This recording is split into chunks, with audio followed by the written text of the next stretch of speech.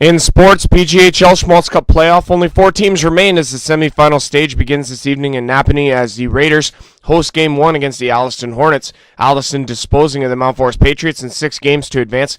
Game time tonight is 7:30.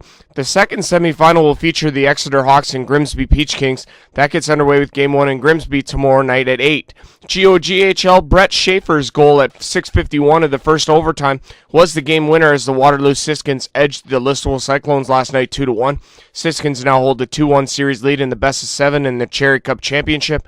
Braden Krieger with the lone goal for the Sykes. Game 4 of the series will go tomorrow night in Waterloo.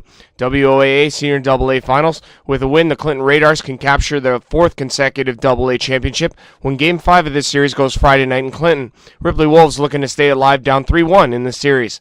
Ontario Hockey League powerhouses remain as the first round featured primarily sweeps, but the second round has the makings of some instant classics. The 4 top seeds from the East and West advancing, setting up the second round that begins play on Friday.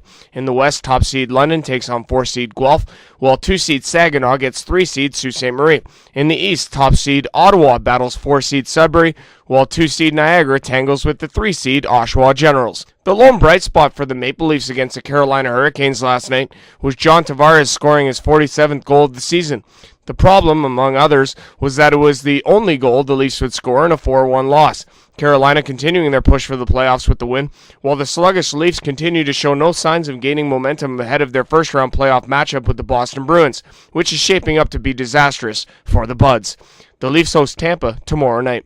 In the NBA, Toronto Raptors are in Brooklyn to take on the Nets tonight, game time 7:30. Finally, the Blue Jays falling to 2-4 on the season with a 2-1 loss to Baltimore.